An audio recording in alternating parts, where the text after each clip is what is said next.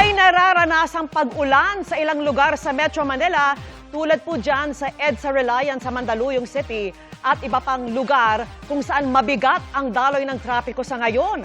Nakataas po ang orange warning ng Pag-asa sa Metro Manila, pati sa mga karatig probinsya ng Zambales, Bataan, Cavite, Batangas, Pampanga, Bulacan, Laguna at Rizal. Dahil po sa malalakas na pag-ulan, posible ang pagbaha. Magandang gabi po, Luzon, Visayas at Mindanao. Naghasik ng takot sa ilang kalsada sa Metro Manila ang ilang kabaong magkakahiwalay na inabandona.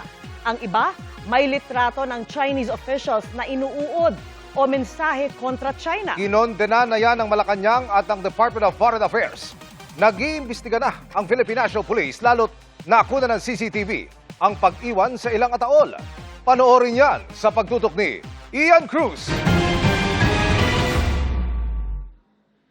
Sa katahimikan ng madaling araw kanina, pumarada sa Welcome Rotonda sa Quezon City ang isang van na nakatakipang plaka.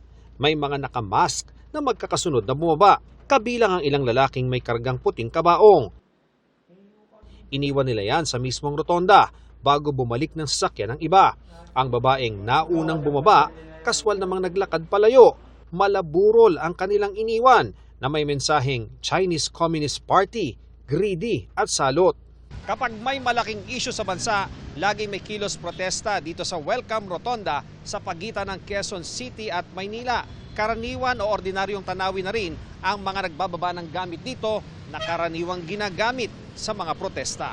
First time nangyari daw, nakamas sila. Alam mo naman, pag may mga ganun, minsan iniisip na magrarally lang dyan, maglalagay lang ng props. Pagka halos isang oras lang, may nag-iwan din ng kabaong sa Boy Scout Circle Rotonda sa South Triangle, Quezon City. Bukod sa mensaheng pareho sa nasa kabaong sa welcome, may litrato rin sa kabaong. Kinuha na ito ng Quezon City Police District. May 3 tao na naglapag. Isang babae, 2 lalaki. Tapos van na puti na walang plate number. Inisip namin na may tao kasi pero wala naman po, litrato lang. May nag-abandon na rin ng kabaong sa bangketa sa Rizal Avenue Extension sa Caloocan na hindi na nilapitan nang nakakuha ng video. It might be a threat. I will contact with the policeman. Gayun din sa Santa Cruz, Manila. At sa Hilpuyat Avenue sa Makati, malapit sa Chinese Embassy. Nang suriin ng Makati Police Bomb Squad ang huli, tumambad ang mga papel na pareho rin ng mensahe at mga litratong kamuka ni na Chinese President Xi Jinping, Chinese Foreign Minister Wang Yi at Chinese Ambassador to the Philippines, Jing Quan. So anong gagawin po ninyong coordination sa kanila? May magdadagdag ba ng police dito sa area o ano ang plano? So as of na, wala muna kami masasabi niya kasi makipag-coordinate pa kami. Walang laman yung kabaong. Maliban lang doon sa may laman na parang tarpaulin. Standard operating procedure tayo. Naproseso na ng Scene of the Crime Operatives o SOCO ng pulisya lahat ng mga kabaong na inabandona sa pagitan ng alas 2 at alas 4 ng madaling araw. Iniutos na ni PNP Chief Jose Melencio Nartates ang malalimang investigasyon sa mga ito. Kung magbabase po tayo dun sa mga ikinalat nila, parang iisang grupo nga po yung pinanggalingan. Pero sa ngayon po, hindi pa po final. Ongoing po yung ginagawang backtracking and forward tracking po ng ating mga CCTV footages. Pwede po silang kasuhan ng malicious mischief. Pwede din po yung ating alarms and scandal. Git ng Department of Foreign Affairs, hindi nito kinukonsinti ang anumang gawain o banta ng karahasan laban sa kahit sino, kabilang ang mga dayuhan o kanilang opisyal. Dagdag nito, hindi kasama sa kalayaang magpahayag ang mga banta ng karahasan o anumang gawaing maglalagay sa panganib at seguridad ng iba. Hindi po kayo pinipigilan sa inyong freedom of expression, pero ang mga ganitong gawain ay hindi nakakatulong sa ating bansa. Taong 2021 ay may nag-iwan ng mga kabaong sa Boy Scout Rotonda sa Quezon City at Guadalupe, Makati na nagkokondena naman sa Communist Party of the Philippines. Ian Cruz, nakatutok, 24 oras. Kahit mabundok, binaha ang ilang kalsada sa Baguio at mga katabing lugar sa Benguet, kabilang ang ilang strawberry farm. Kaya umapela ang mga otoridad sa mga turista na huwag na muna dumayo roon. At live mula sa Baguio City, nakatutok si Marisol. Marisol. Vicky, wala ng bagyo pero buong araw pa rin inulan ang Benguet. Gaya na lamang dito sa Baguio City.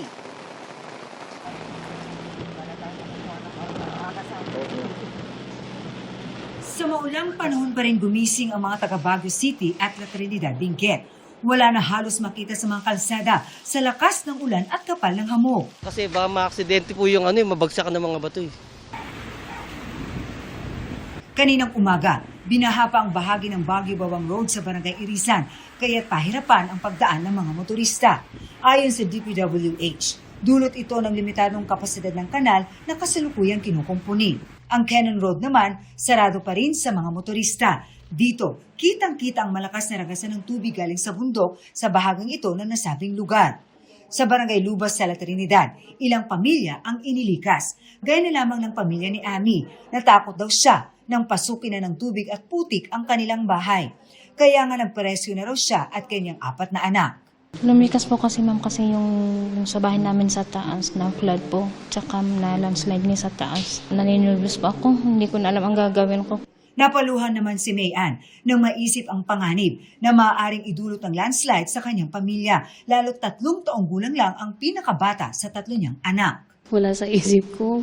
Parang ang ginawa, ang nasa isip ko is maglinis na lang. Nung pumunta kami dito sa baba, saka ko na lang naisip nga kung nandun pa kami tapos biglang lalakas pa yung tubig. Hindi ko na alam.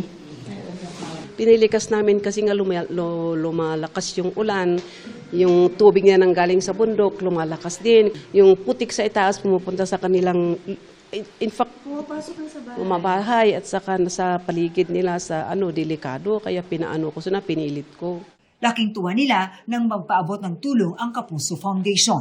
Samantala, sarado mga pasyalan ng City of Pines gaya sa Burnham Park. Gayun din ang Strawberry Farm sa La Trinidad. Ganito ang itsura niyan ng datnan namin kanina. Nalubog sa tubig ang mga pananim ng strawberry at lettuce. Kahit masama ang panahon, ilang strawberry farmers ang nagtsatsagang bunutin ang kanilang mga pananim na ilang araw na raw lubog sa baha. Susubukan daw nilang ilipat yan sa ibang lote para kahit papano ay mapakinabangan pa. Hindi raw kasi biro ang perwisyo na dulot ng bagyo at ang masamang panahon na hanggang ngayon ay nararanasan pa rin dito sa La Trinidad, Benguet. Pero ang kanilang mga pananim na lechugas, tuluyan nang nasayang. Ita-transfer para napa-flood kasi dito, ma'am. Makaka-harvest ka ba kayo niyan? Ay, hindi na po, ma'am. Susira na yan. Oo, sira na. Lugi. Oo. Mga magkano ang nawawala sa inyo pag ganito, ma'am? Malaki, ma'am. Kapag kasi ilang buwan pa na magtatanim ulit. Ang OCD Cordillera umapila sa mga turista na kung maaari, ipagpaliban na muna ang pag-akyat sa Baguio dahil sa masamang panahon. Pag ganitong panahon, dinidiscourage po namin yung mga tourism activities dito. Lalong-lalo na po yung, kung hindi naman po importante, ang pagpunta dito ay ipagpaliban na lamang po. Yung iba naman po ay pinopostpone muna, hold in abeyance para po hindi na po maapektuhan yung safety. Patuloy din ang paalala ng DPWH sa mga motorista na mag-ingat sa pagmamaneho. Patuloy raw nilang minomonitor ang sitwasyon at nagpapatupad ng mga hakbang, gaya ng rerouting scheme upang masiguro ang kaligtasan ng publiko. Vicky, talaga namang walang humpay ang malakas na pag-uulan na hanggang ngayon ay patuloy pa rin nating nararanasan dito sa Baguio City. Kaya naman round the clock ng monitoring ng otoridad dahil alam mo, Vicky, bukod sa mga pagbaha, binabantayan din nila ang mga landslide-prone area sa lungsod. Vicky. Maraming salamat at ingat kayo dyan, Marisol Abduraman. At mga kapuso, wala pong pasok sa ilang lugar bukas dahil nga sa epekto ng habagat. Suspendido ang Saturday classes sa lahat ng antas sa lungsod ng Marikina, gayon din sa buong probinsya ng Cavite. Patuloy pong tumutok para sa bagong abiso ng suspensyon ng pasok. Mga kapuso, ingat naman sa mga dekuryente kahit pa super liit na ventilador o clip fan. Patay ang isang bata ng makuryente sa ganyan. Nakatutok si Bam Alegre. Ganito kasigla ang 11 taong gulang na si Mai. Pero ang kakulitan niyang ito, isa na lang alaala ngayon. Nakaburol siya ngayon sa Las Piñas matapos makuryente dahil sa isang nagmalfunction na clip fan. Itong electric fan nga daw po ang sanhi doon sa pagkakuryente kasi yung dulo niya naputol po eh. Naputol bali ang dulo. Ngayon yung kaputol nun dumikit po doon sa double deck namin. Ngayon nung dumikit yun doon sa di nakadikit, itong anak ko naman kasi basa. Tapos basa na rin yung flooring kasi nga nagigib siya na wala kasi kaming tubig, naputulan kami gawa ng sa hirap nga namin. Sa lakas daw ng pagkakakuryente ni May, nadamay din ang kanyang lola at kapatid. Sumigaw daw.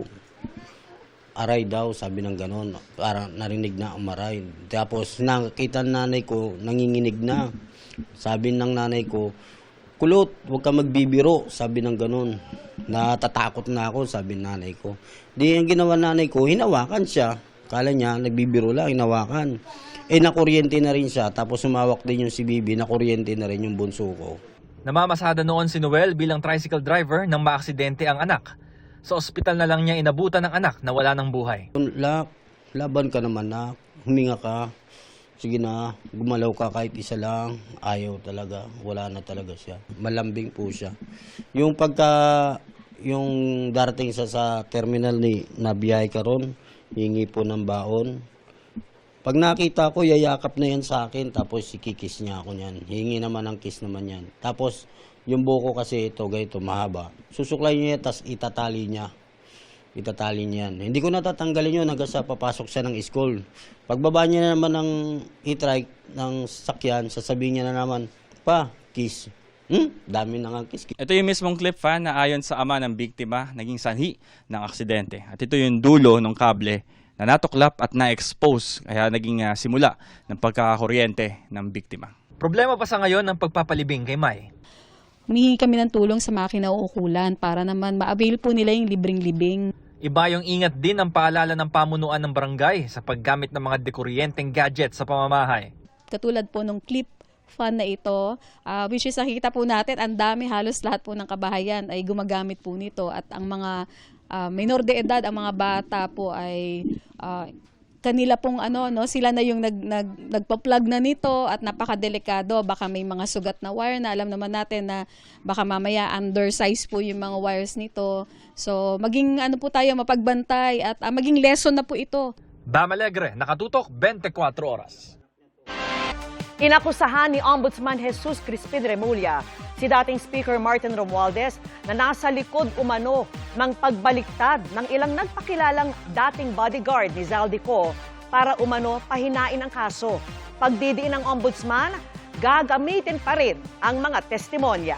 Nakatutok si Joseph Moro. Paniwala ni Ombudsman Jesus Crispin Remulla, wala nang iba kundi si dating Speaker Martin Romualdez ang nasa likod ng pagbawi ng testimonya ng mga dating tauhan ni dating Congressman Zaldico. Posible na ang kampo po ni Martin Romualdez ang nasa likod sa pag-recant ng APA? Siyempre. Sino pa? Sino pa ba ibang makikinabang sa pag nag-recant yan? Ang binabawi nilang testimonya ang kanilang naunang pahayag na naghatid sila ng mali-malitang pera kina Pangulong Bongbong Marcos, Noy Speaker Romualdez at iba pa. Ang sinumpang salaysay nga ng tatlo sa kanila ay ginamit ng Ombudsman para imbestigahan ang pagkakasangkot ni Romualdez sa flood control scam. Sabi ni Remulla, gustong pahinain ni Romualdez ang kasong binubuo ng Ombudsman. The camp of former Speaker Romualdez, his lawyers, his strategists, his advisors. Saka na natin sabihin yung mga ibang pangalan. Kumaga they're chipping away the... Oh, they're trying to do it, yeah. They're trying to do it. They're desperate. Ang sabi sa GMA News ng mga dating bodyguard, tinakot sila ng Ombudsman na sasampahan sila ng patong-patong na kaso kung hindi sila pipirma sa inihandang affidavit. Pinabulaanan din niya ni Remulla at sinabing meron silang ebidensya na hindi nila pinilit ng mga dating bodyguard. These people, freely on their own, went with one of the Ombudsman people to go to the locations, and they were the ones who pointed at specific locations where they deliver the money. Ayaw nga nila ng protection kasi nga kaya nila yung sarili nila. Paano sila matatakutin? We're offering them security. May tumatawa pa nga May kinikilig pa nga habang pumipirma Tuwan-tuwa Mariin namang pinabulaanan ni Romualdez ang paratang na siya ang nasa likod ng pagbaligtad ng mga dating tauhan ni Ko. Ang pagbaligtad nila ay patunay umano na ang mga akusasyon ay hindi totoo at gawa-gawa lamang. Ayon kay Romualdez, haharapin niya ang mga aligasyon at dedepensahan ng sarili. Pero umatras man ang tatlo, sabi ni Remulla, gagamitin pa rin ng ombudsman ang kanilang mga testimonya. Hindi aniya porke binawi ay hindi na totoo ang mga sinabi na nila. It doesn't weaken or strengthen, but of course, it just points out to the fact that there are people working on his behalf to obstruct the ends of justice. Ang recantation is frowned upon by the courts. That is the way that the courts are supposed to treat recantations. Especially, ito nga, twice na nag-issue ng testimonies against Romualdez itong mga to. Afterthought na yan eh. Ngayong tinalikuran na ng tatlong mga dating bodyguard ang kanilang mga salaysay dito sa Ombudsman, ayon kay Ombudsman Jesus Crispin Remulla, posible na rin silang maging kapwa-akusado ni Romualdez at Co. They'll be charged. What charge, sir? To be part of the, as part of the, we will do it. We will, as one of the accused. Na-charge namin sila. In which case? That's natural. Kasi nga, kaya nga hindi sila chinarge. Kasi nga, tumitestigo sila. Pag hindi sila tumestigo, di charge namin sila. Ako, accused na sila. Hinihingan pa namin ng pahayag ang tatlong bodyguard at kanilang abogado na si Levito Baligod. Pero dahil sa pagbawi nila ng mga testimonya, iniurong ni dating Senador Sonny Trillanes IV ang reklamong cyber libel laban sa apat na isinampa niya matapos ang aligasyong hinatiran din siya ng pera. Sabi naman ni Senate Blue Ribbon Committee Chair Senator Erwin Tulfo na naghain sa kanila ng reklamong oral defamation dahil din sa parehong aligasyon. Expected ko na ho yun na magre-recanto sila because talagang from the very start, alam naman ho ng lahat ng tao na those stories that they're making up. Kasi kung talagang totoo yung sinasabi nila, hindi siguro ganun kadaming demanda ang abuti nila. Halos lahat na binanggit nila, nagdemanda including myself Doon siguro sila naisip. And just to clarify, yung final ho namin sa Pasay, hindi po sila nag-a-appear. Ilang beses na po sinapina ng Pasay Fiscal's Office. Joseph Morong, Nakatutok 24 Oras.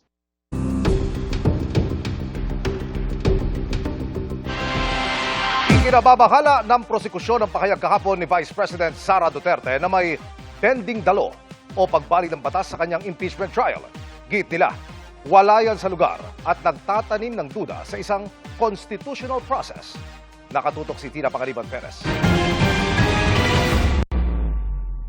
Napaka-klaro naman yung bending the law dyan sa impeachment na yan.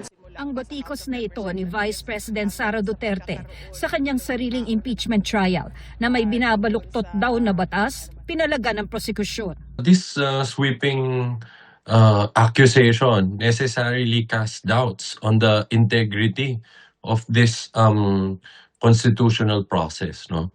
And it also not just the process itself, but the impeachment court. So we think this is uncalled for. Nakakabahala raw ito, pero ipinauubaya na ng prosekusyon sa impeachment court ang anumang hakbang laban sa mga pahayag ng bise. Maaari po yung contempt, maaari din po just generally address siya during the proceedings of the next trial date. We will leave it to the judicious discretion of the presiding officer on how would he appreciate this, if it constitutes an attack on the integrity of the constitutional process and the constitutional institution of the impeachment court. I guess we'll leave it at that, but it's very troubling. Sa pagbatikos din daw ni Duterte, napapaisip ang prosekusyon kung nirerespeto ba ng bise ang proseso. Kung at every turn ay may naririnig tayong pag-undermine ng process na yon sa nakasalang sa mismong paglilitis, that puts into question kung gaano po ba nirerespeto ng public official na yun, si VP Sara here, yung proseso na ito, yung authority ng lahat ng mga nakasalang dito, at syempre, at the end of the day, yung mamamayan. Inihinga namin ng tugon dito si Vice President Duterte. Ang pagsita naman sa Senator Judges ni Palace Press Officer Undersecretary Claire Castro na halos nag-aabogado na raw ang ilan sa kanila para sa bise, bunsod ng kanilang pagtatanog sa paglilitis. Marami po kasing lumalabas sa impeachment na nag-aaktong mga lawyer na hindi dapat, dahil dapat maging impartial, manatiling walang bias ang mga senator judges. Sinagot ito ni Senator Judge Robin Padilla. Anya, bilang senator judges, hindi raw sila nakikipagdebate sa testigo at hindi rin naman daw ito papel ng isang judge. Nagtatanong lamang daw ang isang judge upang malinawan at para malaman ang katotohanan. Patuloy naming hinihinga ng komento ang Senate Impeachment Court. Sabi naman ng prosekusyon, hindi sila nababahala sa obserbasyon ni Castro. Even when Attorney Claire is saying na bias ang ibang senator judges, no? I think mag-focus tayo dun sa ating testigo. That regardless of the nature of the questions, kahit sang anggulo mo siya tanungin, very consistent ang testigo sa kanyang isinasagot. Tina Panganiban Perez, Nakatutok, 24 Oras. Itinakda sa Lunes ng Sandigan Bayan ang unang pre-trial sa kasong plunder laban kay Senador Rodante Marcoleta at 3 kapwa-akusado. Kanina nagpunta sa Sandigan Bayan 3rd Division si Marcoleta, dating Representative Mike Defensor at 2 kapwa-akusado para po yan sa signing ng Joint Stipulation of Facts. At ngayong nalagdaan na ang mga stipulation, maglalabas ang korte ng pre-trial order o ang inaasahang flow ng paglilitis.